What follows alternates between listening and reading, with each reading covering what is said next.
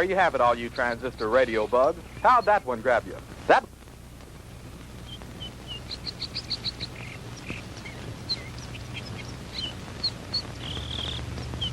Howie, for heaven's sake, it's almost dark. If you don't hurry up, we're gonna be late for the game. Margie, have you ever tried to fix a fuel pump to a rock and roll beat? Well, I'm sorry it made you nervous. I just thought it was a good chance to get in some practice. It's okay. Forget it. Nothing I can do anyway. At least not way out here. Well, I wish you hadn't taken this crazy nowhere shortcut. Boy, this is like Lossville. I know. I goofed. And I've got to get some help if we're going to get there in time for the kickoff. Hey, didn't we pass a farmhouse about a mile or two back down the road? Yeah, that's right. Back around the curve. Come on, we'll be shorter through those woods.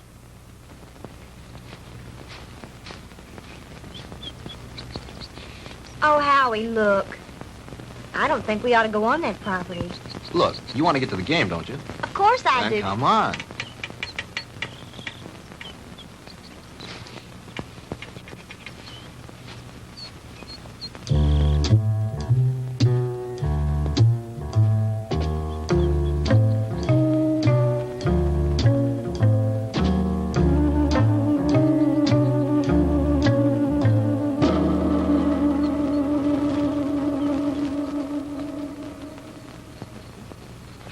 Cold. It's so dark, we should have brought the flashlight. It isn't working. Batteries are down and I forgot to replace them.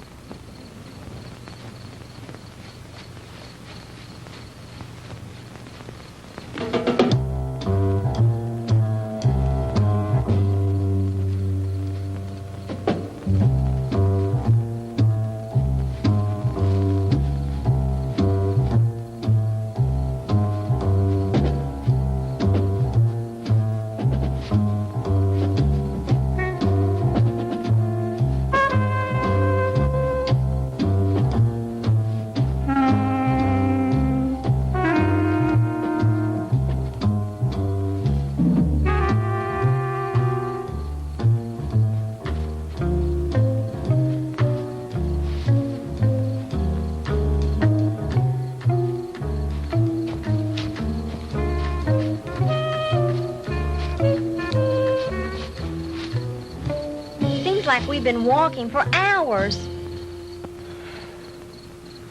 Well, it can't be much further now. Hey, there's a light.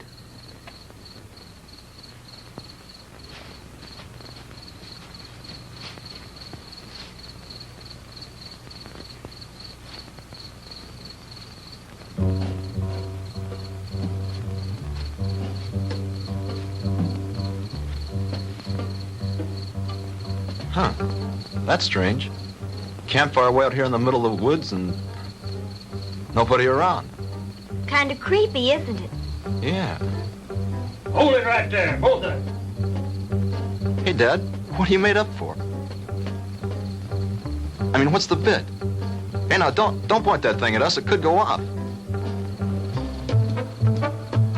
Come on now, who are you guys? What kind of a joke is this? I mean, out here in the middle of... Joke, boy? You think this is a joke? Howie, I'm frightened. Well, look at him. It's got to be some kind of a gag. This can't be for real. Howie, what's it all about? I don't know. Honey, do as I tell you. You edge around behind me. Tell me between them and you. Then run like the devil. Howie, not alone? Do as I say. What are you two young'uns doing out here? Quick, don't let them get away! Run, Margie! Head for the car! Stop, boy! I'll shoot!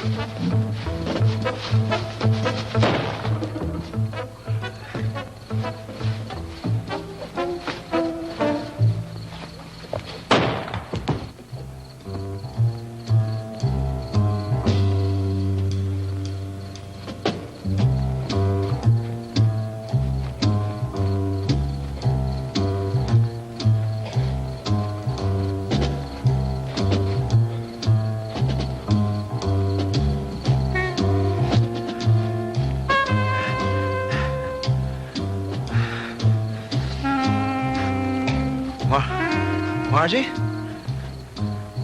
Margie?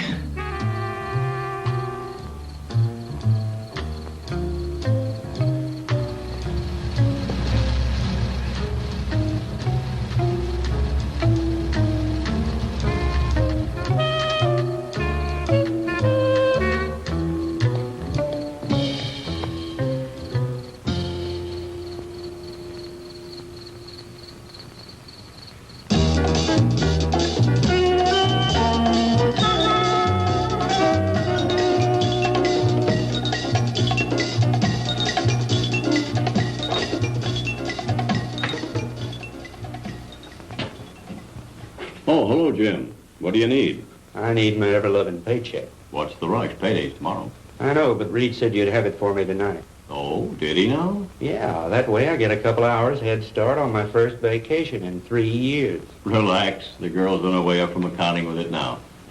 Where are you going on this vacation? Some place that can't be reached by telephone, telegraph, teletype, or carrier pigeon. You don't think we'd interrupt your vacation now, do you? Why not? You guys did it for the last 2 years. Jim, nice story you turned in. Well written. Had a lot of fun. When he talks like that, he wants something. As a matter of fact, there's one little favor I'd like to ask you to do before you leave. Uh-oh. Here it comes. As a matter of fact, here it is. The accounting department is certainly coming up with much more interesting figures lately. See you guys. Oh, come on, Jim. Now, this will just take a few minutes. Not much out of your way. All you have to do is get a few details and phone them in from there. From where? Carver Street Hospital. Murphy called in from police headquarters, and some college kid was brought in with a gunshot wound. Here's his name. Why doesn't Murphy cover it? He's on police tonight. He's busy on the cat burglar story. Who shot the kid? That's what I want you to find out. May not be anything in it, but you never can tell. Okay, I'll do it. But afterwards, I'm leaving for my vacation. Definitely, irrevocably, and finally. Do you read me, great white fathers? Only too clearly. Have a good time. I intend to.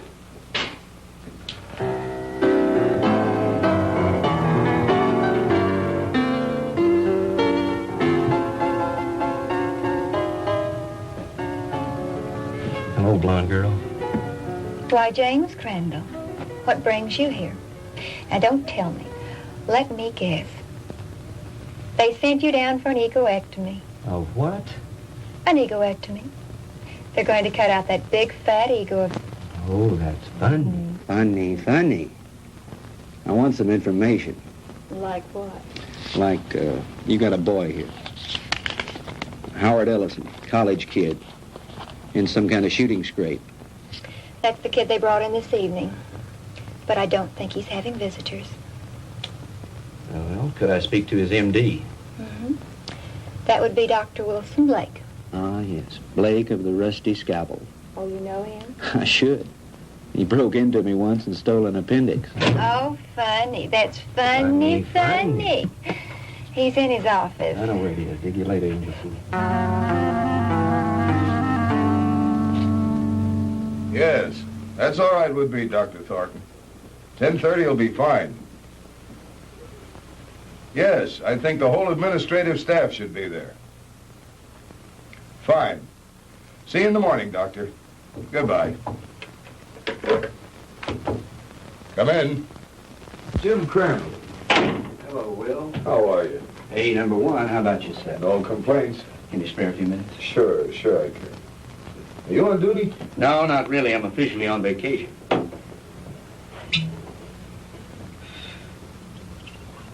Soda?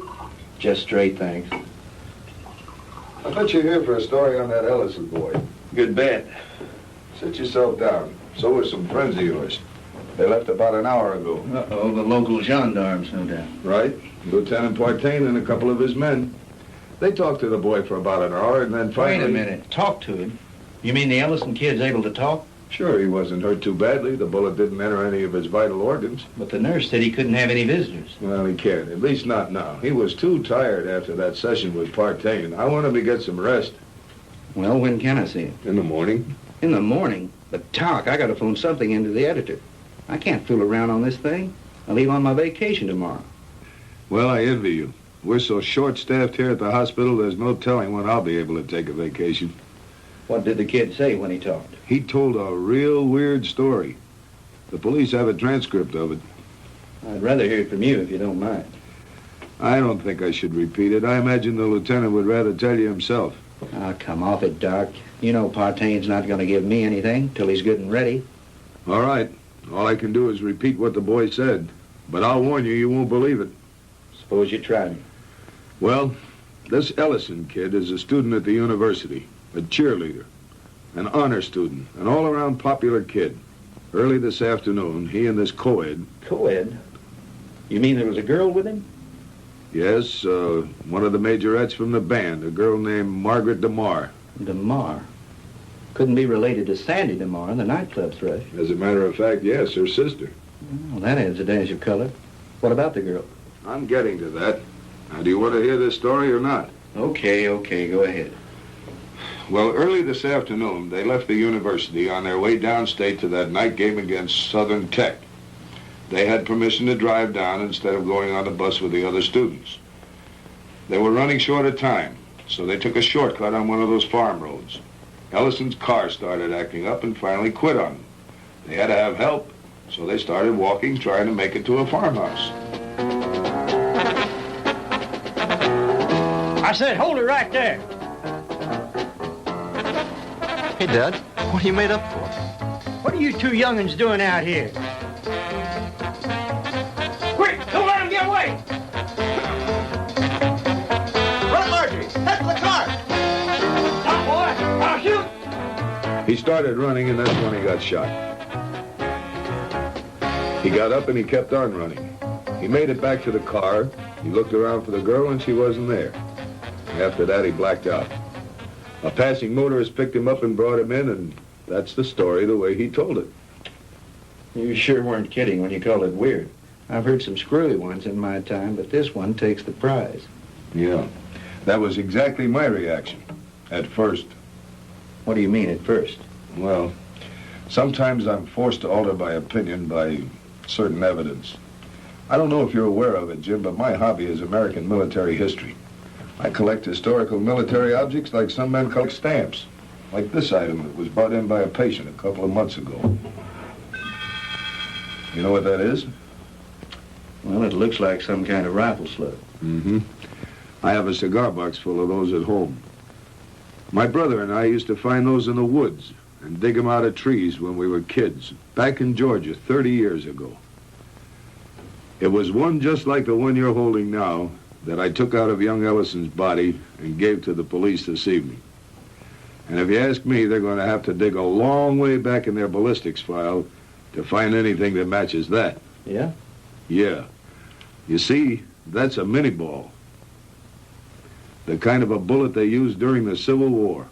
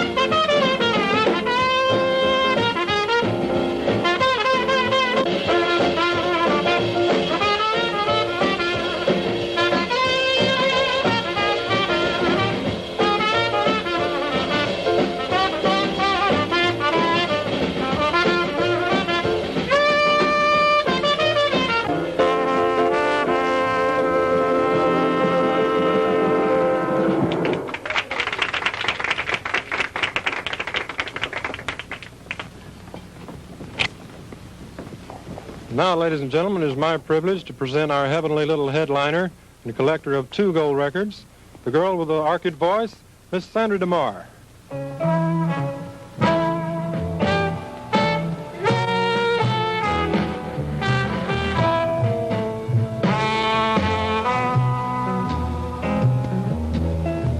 Go on away and leave me alone. I want to be by myself when I cry. And there's gonna be some crying, 'cause I just told my baby goodbye. Get out of here and leave me alone. I don't care whether I live or I die, 'cause my life's already over. It ended when he told me goodbye.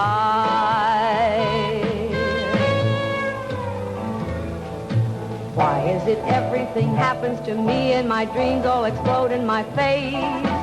He was my own for a while, but he's gone, and I know no one can ever take his place.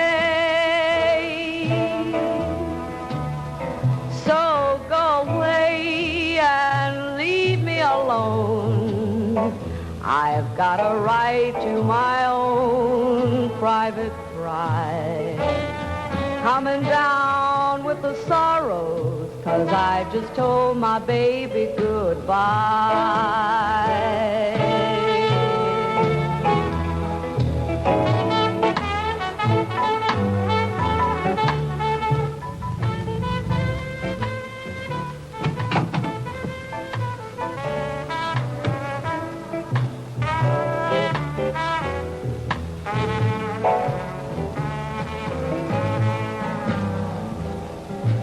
Why is it everything happens to me and my dreams all explode in my face? He was my own for a while, but he's gone, and I know Good evening, no Lieutenant. one. Evening, Ramon. Is this visit official? Oh, there's nothing to worry about. We'd like to talk to Miss DeMar when she's through singing. Will you give her something while you're waiting?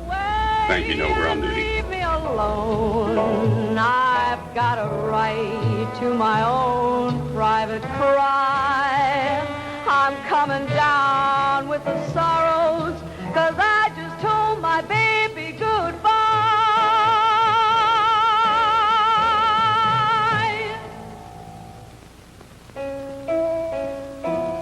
'Cause I just told my baby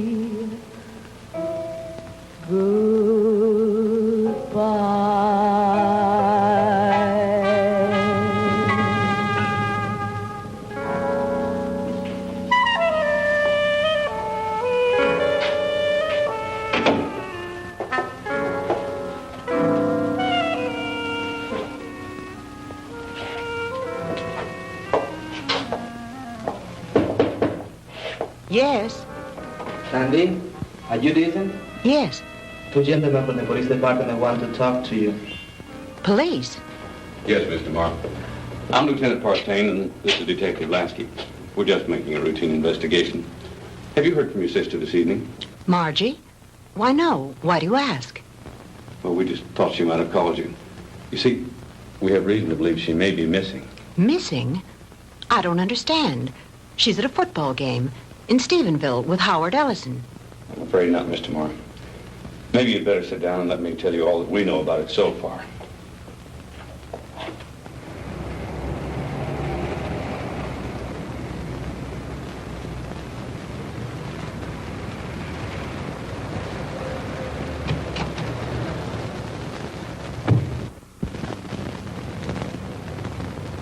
Well, Lieutenant Partain, is it a raid or a payoff? Lasky, we got the Walter Winchell of the Boondocks again. You been talking to the DeMar girl? So you know about it already? Yeah, but not enough. Can you fill me in?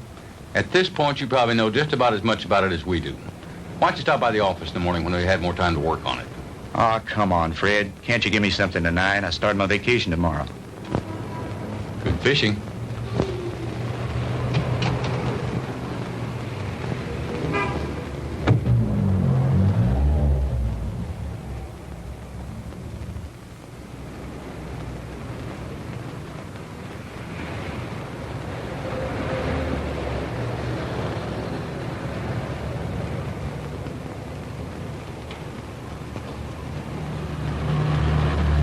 Miss DeMar? Yes? I'm Jim Crandall with the Sentinel. Could I talk to you a moment? I'm sorry, Mr. Crandall. I really haven't time to talk. I've got to get home in case my sister calls. Well, that's what I wanted to talk to you about. Can I give you a lift home? Thanks, but I'll take a cab. Well, they're kind of slow this time of night.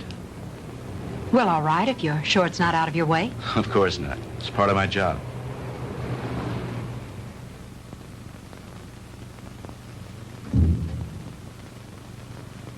What's the matter? Mr. Crandall, I'm too upset to go home. You know my sister's missing. Yes, Do you know where it happened? just about. Would you drive me there? It's nearly 1 o'clock in the morning. Besides, what if she calls you? If she were going to call me, I'm sure she would have done so by now. It's nearly a 45-minute drive up there. Howie was picked up on a farm road just this side of Stephenville. If it's too much trouble, you can drop me at my apartment and I'll take my car. You're pretty determined to go, aren't If you? my sister's in trouble, I've got to be near her. Hop in. I need to go up there myself.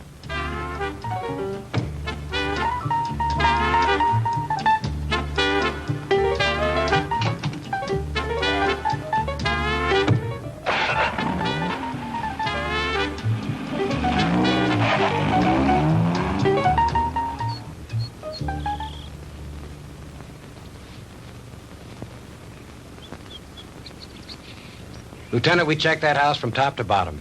Nothing there. Okay, Lasky. As soon as the boys are through, have them go in and get some rest. We've done everything we can do here. Maybe the sheriff and his bloodhounds will turn something up. Right.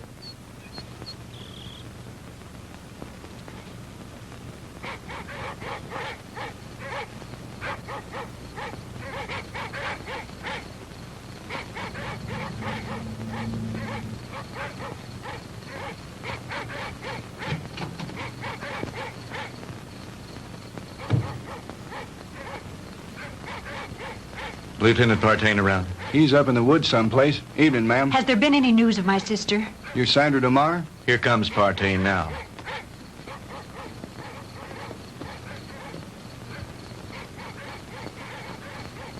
Lieutenant, have you found her yet? I'm afraid not. Crandall, what'd you bring her out here for anyway? I made him bring me, Lieutenant. Can you tell me anything about Margie? No, ma'am, I think you both made a trip out here for nothing. Why don't you go home and get some sleep? He's right, Sandy. You should do as he said. Jim, somewhere out there in that horrible blackness, it's my sister. Those dreadful dogs. They sound so terribly ominous. Oh, Jim.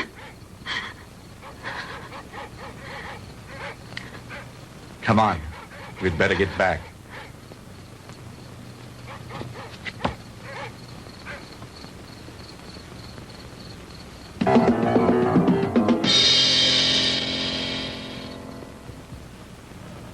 No, I'm going to check all the antique gun shops this morning, as soon as they open. How about the kid's parents? You contact them? Lieutenant, Ellisons live in Denver. I tried all night to call them, but they weren't home. How about a cup of coffee, Jim? Yeah, black. What about the kids at the university? Ellison's fraternity brothers. I talked to everyone in the dorm. They like him. What do his professors say about him? Bright, popular boy, good scholastic records, level-headed, down to earth. Not the kind to make up wild stories. Well, that cracks another one of our little theories wide open. You just getting here? Some of the other fellows came in a couple of hours ago. Yeah, I was out with the sheriff and his bunch. And have we got a Lulu? Yeah, what is it? The girl's sweater. We found it out in the woods not far from a smoldering campfire. Go on. Well, we gave the scent to the dogs, and they took off like Moody's goose. Well, we followed them for about a mile or two, till they got through the woods and into a small open space. Well, the dogs got about halfway through the open space, and then they stopped. Well, you've never seen so much confusion of tangled dogs in your life. They didn't know which way to go. The scent had stopped right in the middle of nowhere. It was as if the girl had just been snatched off the face of the earth into thin air. Wait a minute. You mean no footprints, no tire tracks, no nothing? Well, nothing but this. Well, so you found part of a costume. Costume? This is the real article. I checked it out. What do you mean, checked it out? Look at the label on the inside. McCord Brothers. McCord? Outfitter to the military. Charleston, South Carolina. I checked with the Charleston department, and they gave me some very interesting facts from one of their newspapers. It seems that McCord Brothers, the company that made that hat, burned to the ground in 1869 and was never rebuilt. It's been non-existent for over 100 years. This case is getting screwier by the minute. Don't it, though? Lasky, run this down to the lab and then go home and get some sleep. How about me, Lieutenant? Sure, go on home. You've earned a rest. Well, what do you think? How was Mr. Morrow when you left her? Shook up, naturally. She's spending the night with her girlfriend. Fred, about this whole mess, what's your opinion? I'm not paid to have opinions. I'm paid to put jigsaw puzzles together. But seriously, what do you think? I think there's a logical explanation to everything. Two men were in those woods in costume and makeup. Anyone knows there's lots of guys around nowadays who collect antique guns. They belong to clubs, they have meetings and shooting contests every so often. A couple of them got liquored up a little, wanted to have some fun and scare the kids. But something went wrong. It's as simple as that. My hunch is, as soon as they get up enough nerve, they'll come in, give themselves up. It's a nice theory, Jim, but what happened to the girl? Well, your guess is as good as mine. Jim, you know, this whole thing is, well, it's spooky. Reminds me of something that happened in Germany in 1945 towards the end of the war. Yeah? What was that? Our outfit liberated a small concentration camp near the Alsatian border. When we took it, we expected to find the usual half-starved, ragged inmates. And you can imagine our surprise when we were greeted by about 50 young people, all a picture of perfect health. That sounds a little hard to believe after all I've read of Dachau and Auschwitz. Well, that's what made it hard to figure. Here were these kids, none over 21 and some as young as 5, living in apparent luxury. Good food, complete recreational facilities, no forced labor. Reminded me of a bunch of calves being fattened up for the kill. You mean there were no old people in the camp? There were a few, but not alive. We found their bodies in the rooms next to the ovens. Apparently, we'd taken the camp so fast they hadn't had time to dispose of the bodies. But before they left the night before, they blew up the largest building in the camp. It was some sort of a laboratory. And inside, amidst the rubble and blown into a million pieces, was the screwiest piece of machinery I've ever seen. Some sort of a crazy electronic apparatus. And half buried underneath it amidst the rubble, still strapped to a table, was an old man. Just barely alive. Our medics tried to save him, but they couldn't. Now here's the weird thing. This is the part we could never understand. In trying to identify him, we checked the camp records with the prison number tattooed on his arm. According to those records, that old man should have been an 18-year-old boy. What about the other bodies? Same thing. Their numbers indicated they all should have been kids. What type of experiments were they conducting there? We never found out. Even the young inmates weren't aware of why they were there. They never found the commandant of that camp to bring him to trial with the rest of the Nazi brass. His name was Ernst von Hauser. Did you ever hear of him? Well, he was a German physicist, a contemporary of Einstein's. I don't follow you. You mean you think there might be some connection between all that and what happened here last night? I'm not saying that, no. But just suppose, for the sake of argument, the Ellison kid did see two men out of the past of 100 years ago. That would mean somebody around here is tampering with time. Somebody was also tampering with time in that concentration camp. Now, wait a minute. Let me get this straight. You think that the machine found in that concentration camp was some kind of time machine, and that there may be another one like it around here. Is that what you're saying? I'm not saying anything. I'm just supposing. After all, they never found von Hauser. Lieutenant? Yeah, Walt. Captain wants to see you in his office. Wants you to bring the file on the Maddox case. Be right there. How am I ever going to turn in a story like that? That's your problem.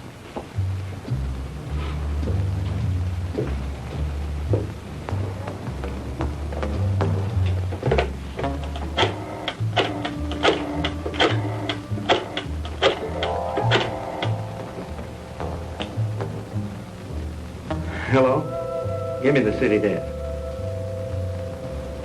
Hello, Reed? Crandall again. Would you tell Shaw I'd like to postpone my vacation and stick with the Ellison story? Yeah, that's right. You know that Pulitzer Prize you're always kidding me about? Well, if this thing turns out to be what it looks like, I just might win it. No, nothing new at the moment. I'll keep you posted. Yeah, I've got a little research to do in the library. Then I'm going to the hospital to interview the kid. Right. Talk to you later.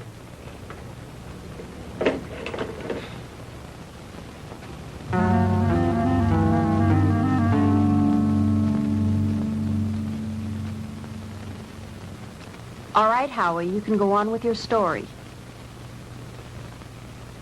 That's about it, Mr. Crandall.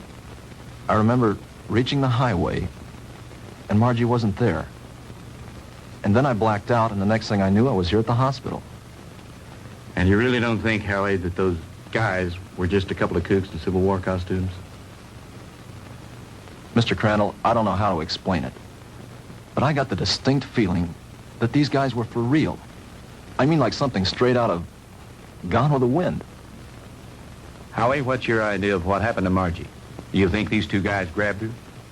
I don't know, Mr. Crandall. I don't know. That's what's bugging me out of my skull. Nurse, is Mr. Ellison awake? Yes, he is. He has another visitor, but you can go on in. Thank you.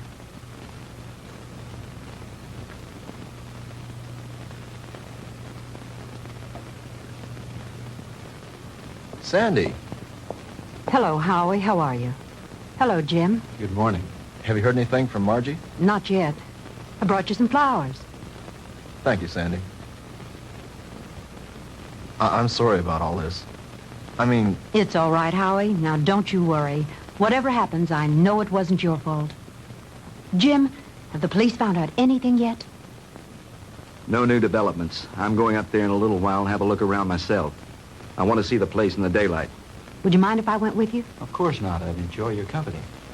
Howie, would you forgive us if we ran off right away? Sure. I understand. I'll drop back in later. Bring you some magazines. Yeah. True Confessions and Ladies' Home Journal. Gee, thanks, Mr. Crandall. Those are two I never miss. See you later, Howie.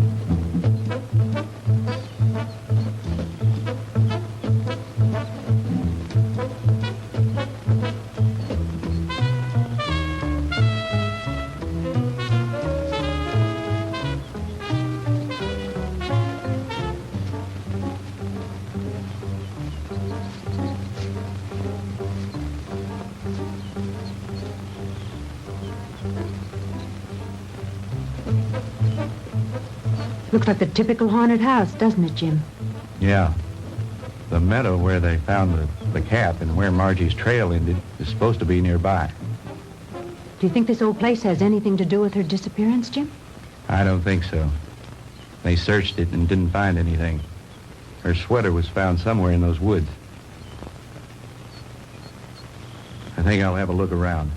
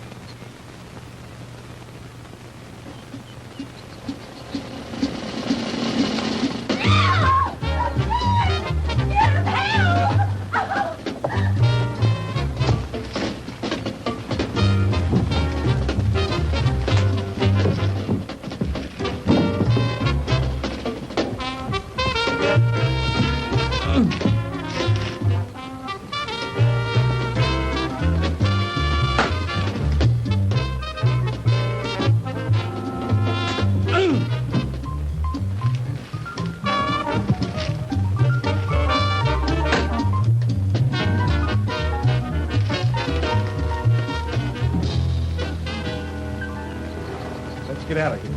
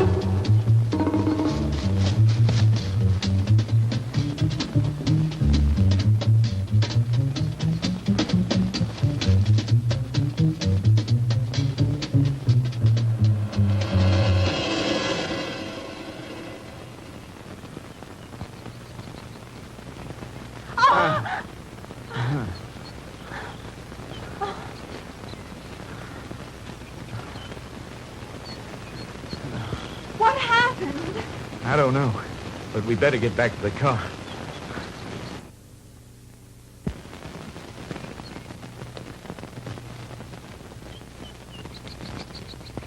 Jim! Oh, the car! It's gone!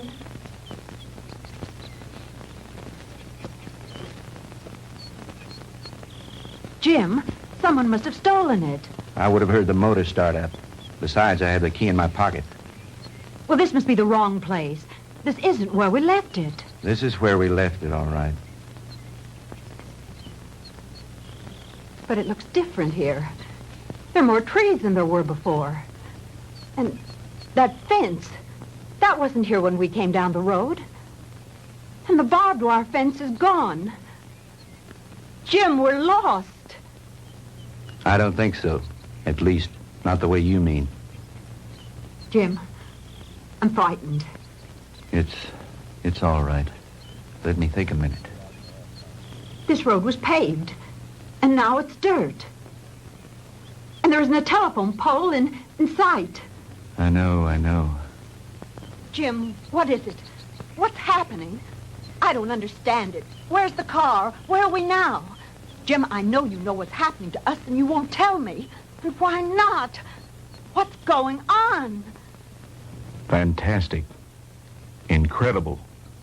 I never really believed it. Tell me what's happening. Sandy. What's going on? What dreadful thing Sandy. is happening? Tell me. It'll be all right. Everything's going to work out. But we have to keep our heads. I believe our best bet is to follow this road and see where it leads. Come on.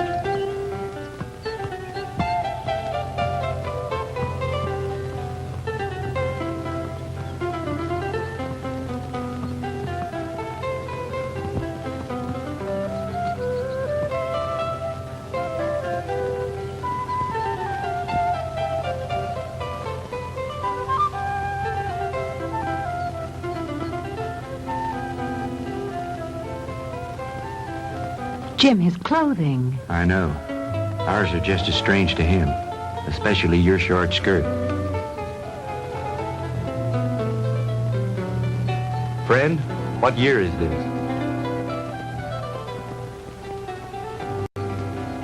Where are we? Witchcraft! Witchcraft! Ha!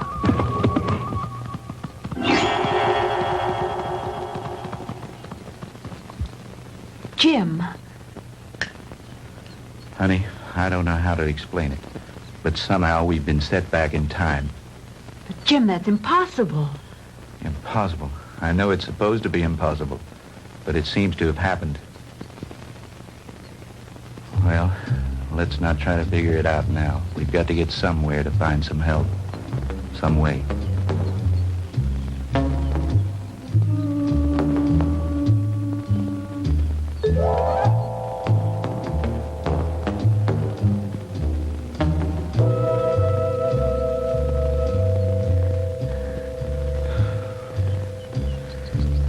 Jim, I'm sorry, but I don't think I can go any farther. I simply have to rest. All right. We'll stop for a while.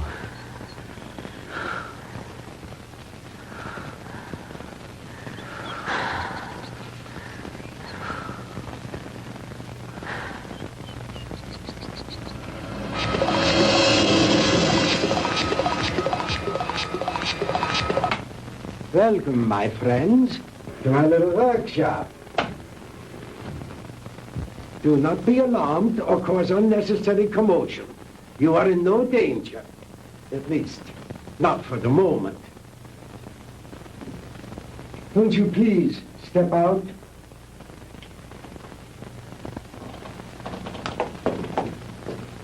I am Dr. Ernst von Hauser.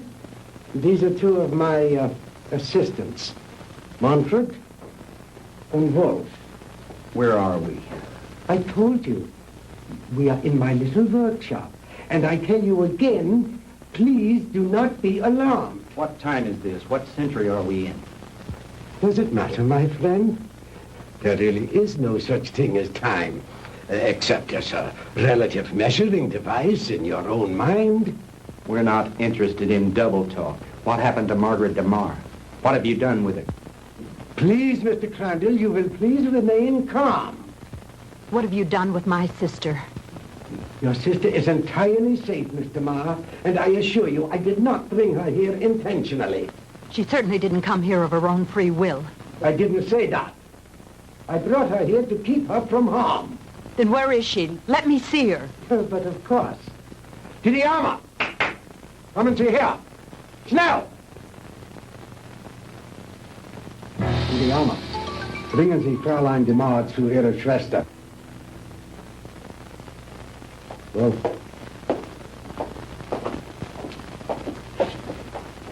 No need for alarm, Mr. Crandall. She'll be all right. She'll be able to freshen up.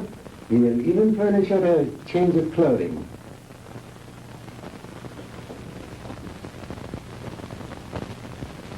I notice you were intrigued by my servant girl, Didiana. And well you might be. Just a few thousand years ago, She was serving in the court of Thutmose, one of the great pharaohs of Egypt. And now she is serving me. Quite an experience, is it not? This is like a fantastic nightmare. I don't understand any of it. How did you get Margie here? I was conducting an experiment with a pair of gentlemen from the past. When the girl and her boyfriend wandered into the machine's field of materialization and encountered them. They shot the boy. They might have killed the girl had I not teleported her here very quickly. And the two Red soldiers? I sent them back to Shiloh, Mr. Crandall. But it doesn't matter. They probably died there anyway. Fantastic. Utterly fantastic. Tell me, Doctor, why did you send Sandy and me back to 1789? I admit I took advantage of you to conduct a little experiment. Oh, yeah, it was a little dangerous, but you see, no harm has come to you. Super spectronic relativity? I believe that's what you once called it. Oh, then you are familiar with my work. To some degree, yes. I read up on you this morning in the library after talking with the police. Oh. And what did you learn about me? Quite a bit.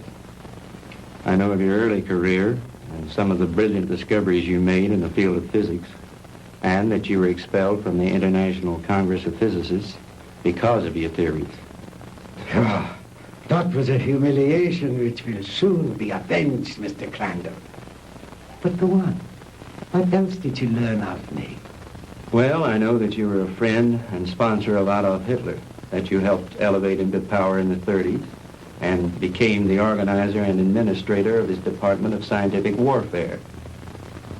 That's another thing that puzzles me, Herr Doctor. Why a man of your brilliance should identify himself with a fanatical madman like Hitler. How dare you refer to Adolf Hitler as a madman? He was a great genius, ahead of his time. The world in its ignorance was not ready to accept him. The world did not accept him because he was a lunatic bent on enslaving it. Do you call a man who is responsible for the mass murder of millions a great man, a genius? Anyone with enough intelligence to examine history knows there are times when lives must be sacrificed for the benefit of future generations. And he was willing to do this in order to lead his people into darkness, into oblivion. That's where he was leading them. And like all other power-crazed dictators before him, he failed. Thank God there were people in the world with enough courage to resist and to conquer him. What do you know in your stupid, petty little mind?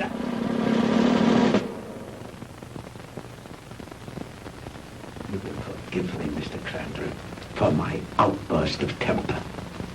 You are, of course, entitled to your own opinion, for whatever small purpose it may serve you.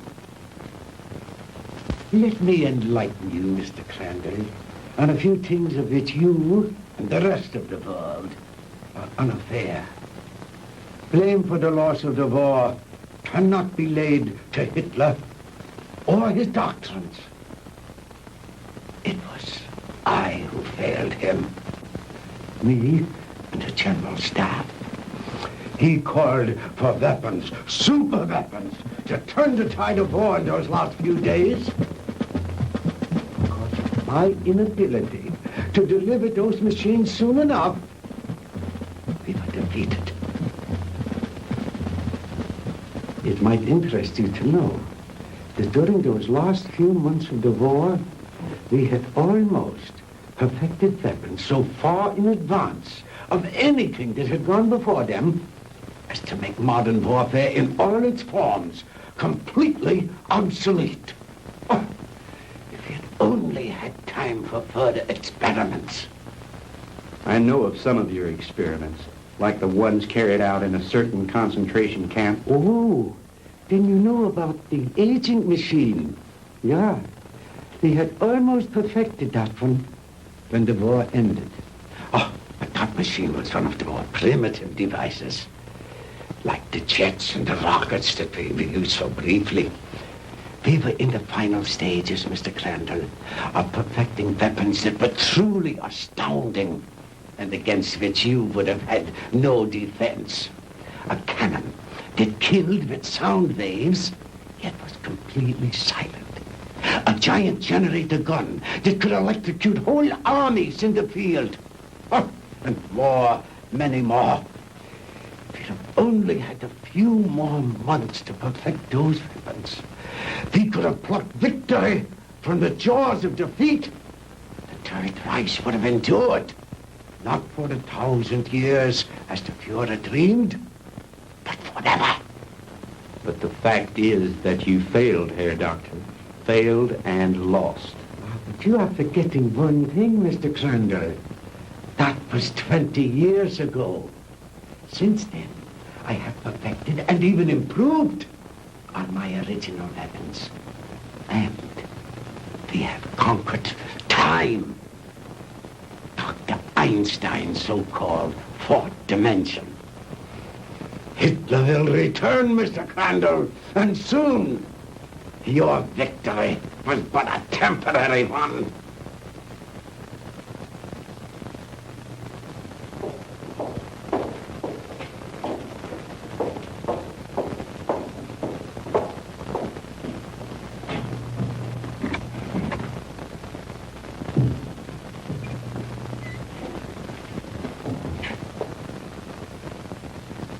Margie, baby. Sandy.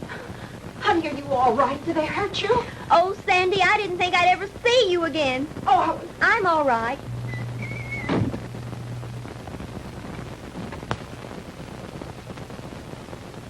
Let us out of here. Open this door. Let us out. Please, don't let them keep us here. Master controls, and here are the selectors. With this dial, I can control the century I wish to deal with. These other dials, of course, are for the selection of the year, the month, the day, even the hours and minutes, and even seconds. These are the acceleration switches with which I can control the velocity or speed of the passage of certain relative segments of time. Just as you would increase or decrease the speed of an automobile. Is that too difficult for you to grasp, Mr. Crandall? Frankly, I'm beginning to doubt my sanity. You needn't. After all, there are very few people in the world who can understand even Dr. Einstein's theory of relativity. And my theories go far beyond his. But you are an intelligent man, Mr. Crandall. Perhaps I can explain it a bit more simply.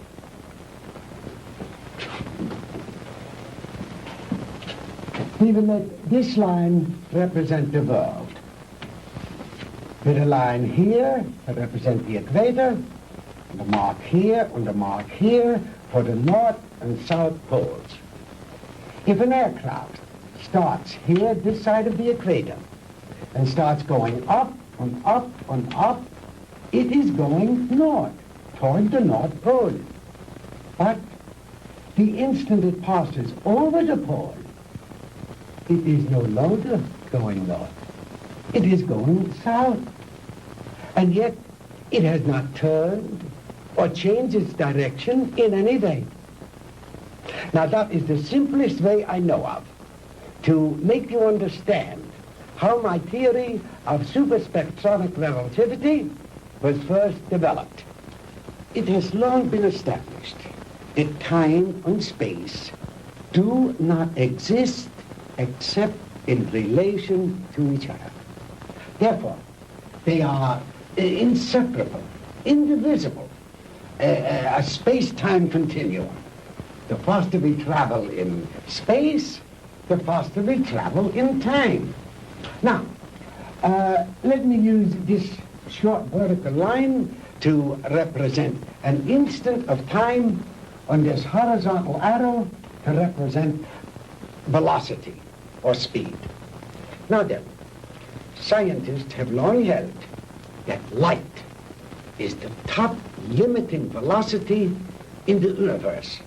In other words, there is nothing in the world faster than light. And yet it is known that beta particles ejected from the nuclei of radioactive substances can attain velocities up to 99% that of light.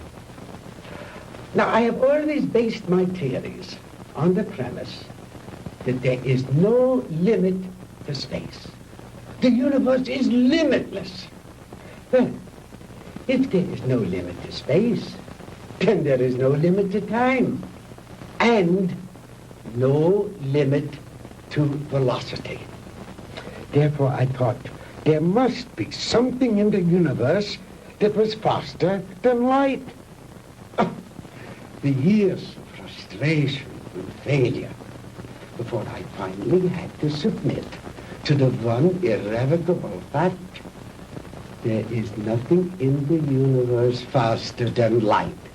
But I discovered a new ray in the spectrum with a wavelength infinitely shorter even than that of the cosmic ray. This ray I called the minus ray. I'm afraid you lost me, Doctor. Well, in other words, while I discovered that the velocity of light is indeed the top velocity in the universe, that velocity need not remain constant. I discovered that through minus rays, velocity could actually be accelerated. And let me illustrate in this way. This line represents an instant in time. An instant, that is, in relation to our immediate vicinity in space. Now, if you enter a dark room or flip a switch, that room is instantly flooded with light. That is because that light, traveling at its great velocity, takes hardly any time at all to cover that small area of a room. It is immediate, instantaneous. Now, if that light had traveled any faster, it would have come on before you flipped the switch. Are you beginning to understand? I think so. Fine.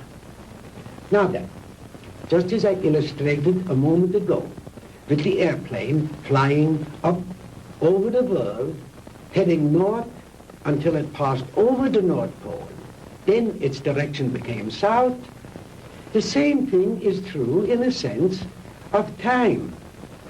If the velocity of ordinary light, represented by this arrow, should be accelerated, then it will pass beyond the instant, represented by this vertical line, and no longer be moving in the direction of the future, but it will be moving in the direction of the past.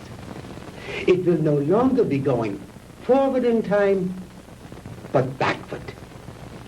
The greater the velocity, or I should say, the greater the acceleration, the further back in time it will travel. In other words, if a guy left New York for Los Angeles and traveled fast enough, he'd get there before he started. You joke, Mr. Crandall, but crudely expressed, that is exactly what would happen. Why are you telling me all this? To impress upon you the superior scientific knowledge that we possess, my friend, and to illustrate why we would have won the war if we had only had a few more months. We were the slaves of time then. Time was our master. But I have changed all that. Now we are the masters, and time is our servant. Ah, you Americans are an egotistical, arrogant lot. How proud and superior you felt as you strutted through the ruined streets of our cities. The proud conquerors claiming the spoils of war. But that is only temporary, my Yankee friend. Soon Hitler will return. We will rewrite history. And the Third Reich will endure. Not for 1,000 years or 100,000 years, but forever. Immortality. The age-old dream of man is ours. The rest of the world will fall at our feet, and we shall rule for all eternity. Oh, good. Did you make the young ladies comfortable? Jawohl, Herr Doctor. And Manfred, did you see that Mr. Marr had a change of clothes? Jawohl. Good. The lecture is over, Mr. Crandall, and you look tired. If you will follow Manfred and Wolf, they will show you to your quarters. We weren't planning on staying. We want out of here now.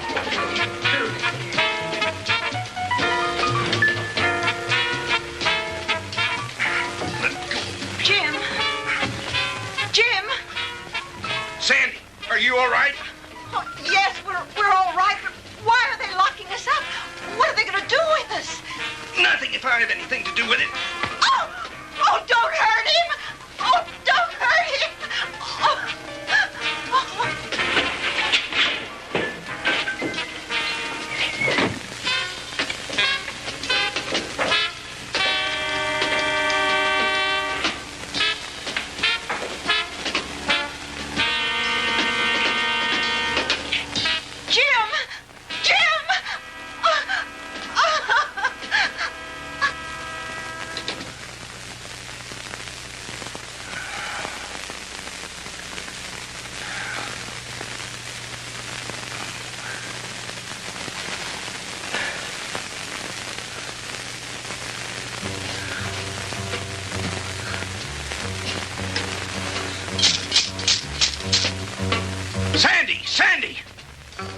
Sandy, answer me. We're here, Jim. We're all right. How about you? Just a minor headache, honey. Is Margie still with you? Yes, she's asleep. Jim, I'm scared. What do you think von Hauser intends to do with us? I don't know. But I do know one thing. I've got to figure a way out of here. Sandy, honey, I'm sorry about everything. I shouldn't have brought you with me this morning. It wasn't your fault. I asked to come along. After all we've been through, you must be beat. Have you had any sleep? No, I was worried about you. Well, try to get some rest while I do some thinking. Okay. As soon as Margie wakes up, I will.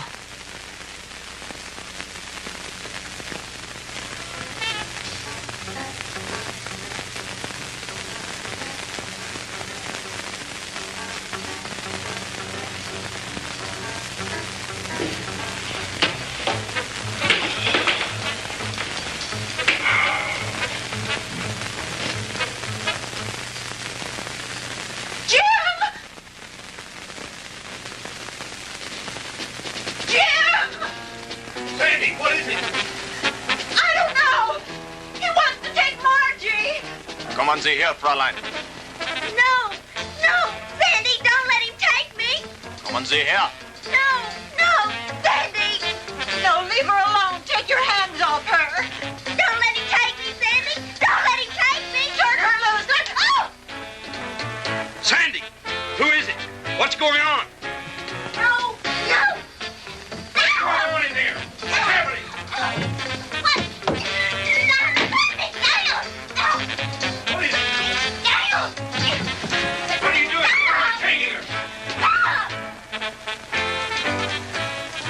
Margie!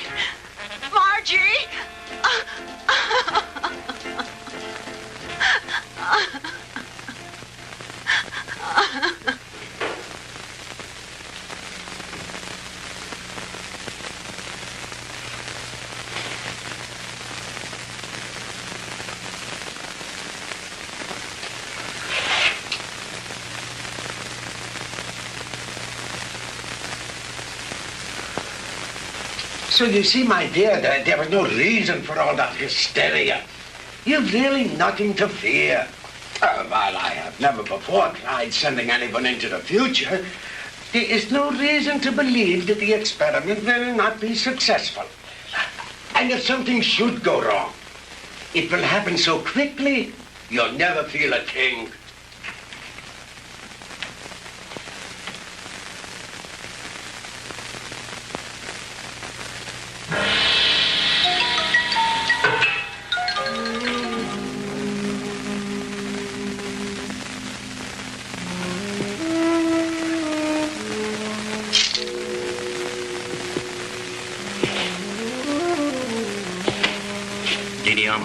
It is time you eat now. You speak English? Many others before you, they teach me talk. You mean there have been other prisoners here? Many. Are there any others here now? They all disappear. You eat now. It is all they give me for you. It's all right. At least it's better than nothing. Didi Alma, you've got to help us. You're our only hope. No. I cannot help you. But you've got to. You're the only one. If you could get hold of the keys. No. They'll kill me. I cannot help you. Please, Didi Alma, listen to me. No. We'll never get out of here if you don't help us. Please, Didi Alma. Please.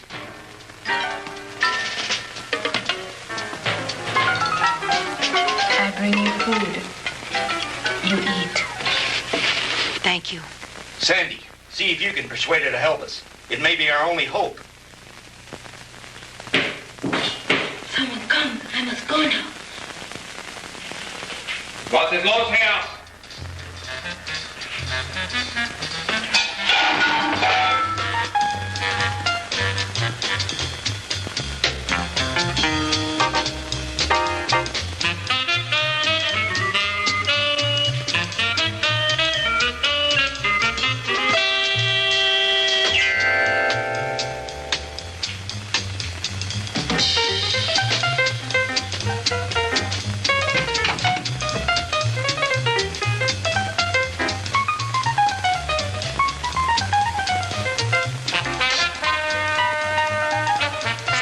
From me.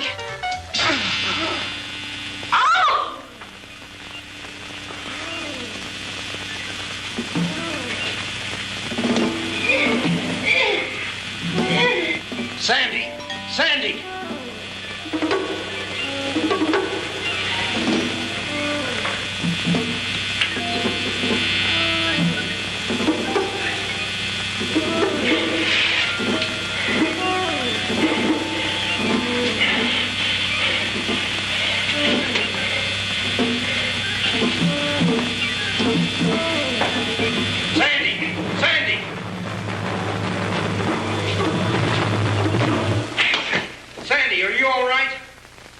Can you hear me?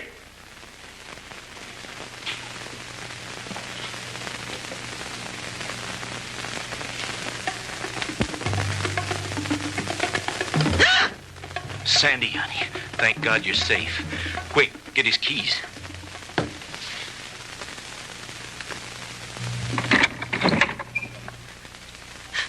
Oh, Jim, it was awful. He strangled her. It's all right, honey. Try to get hold of yourself. We've got to get out of here. I'll be fine.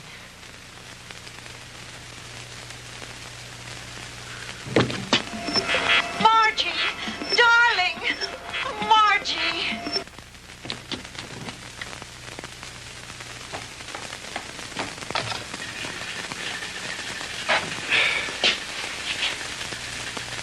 It's too bad, Mr. Crandall, that you are not interested in science. But you Americans are so impractical anyway. Jim, look out!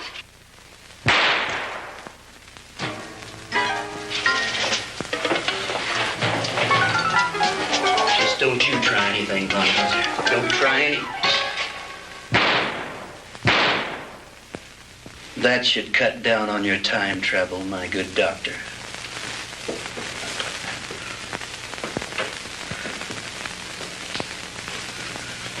How about the attic? You searched that, didn't you? Yes, sir. That's where we found the Nazi soldiers and the radar equipment. Then this house has some connection. Crandall's car was found not too far from here. Von Hauser's headquarters must be around here somewhere.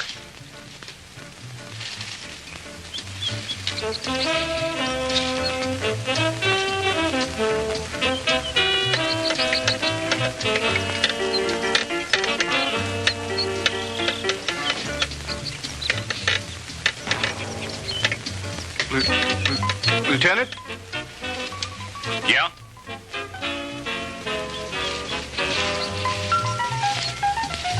What is it, Finley?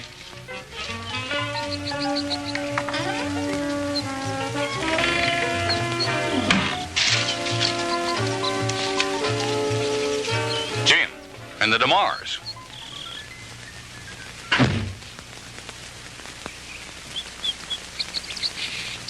Where in the devil did you three come from? Von Hauser's country place, Fred. We spent a very interesting night there. Where is Von Hauser? Down there in his laboratory. Listen. What's that sound? That's the machine. You'd better stop it before he gets away. Lasky, you come with me. Finley, you stay here with them. What machine? The time machine. The what machine?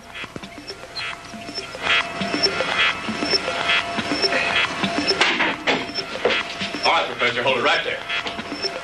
Get away from that machine.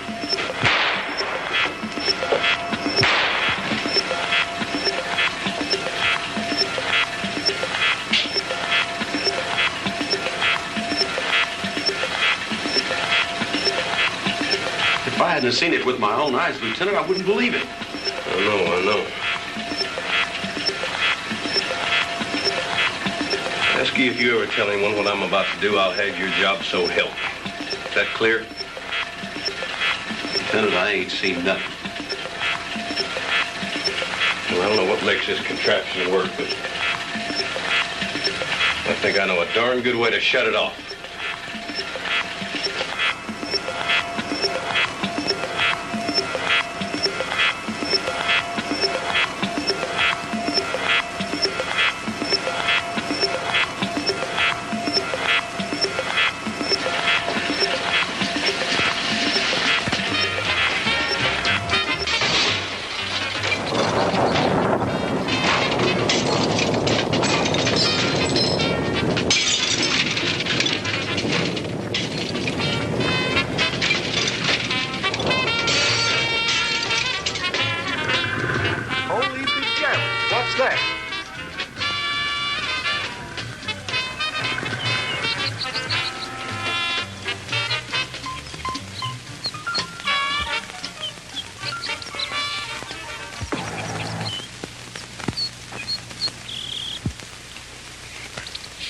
What happened down there, Fred? Forget it. Finley, call Miller at headquarters, have him send some of the boys out. Are you two all right? Everything's fine. Thank you, Lieutenant. Why don't you take the two ladies home? Come on, Lasky.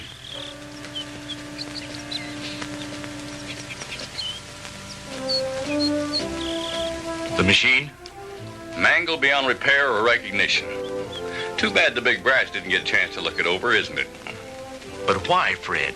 You had no right. No right, huh? Listen, the way I figure is like this. Sooner or later, some other joker is going to invent a machine just like it. Maybe by then the world will be ready for it. God only knows we aren't now. Hydrogen bombs are enough for people to worry about. Yesterday should be left alone. Because today, the world has enough problems. Just trying to make sure we'll have it tomorrow.